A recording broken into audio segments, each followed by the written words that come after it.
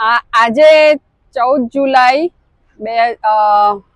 શ્રી કેયુર વ્યાસની પુણ્યતિથિ નિમિત્તે 13 તારીખે અમે નિર્જા ફાઉન્ડેશન સાથે મળીને શ્રી કેવીપીસી ટ્રસ્ટ દ્વારા વૃક્ષારોપણનો કાર્યક્રમ રાખ્યો છે અને હાઈમેક પ્રાઇવેટ લિમિટેડ, નિર્જા ફાઉન્ડેશન અને કેયુર વ્યાસ ટ્રસ્ટ સાથે મળીને આજે ખૂબ સુંદર કામ કર્યું છે।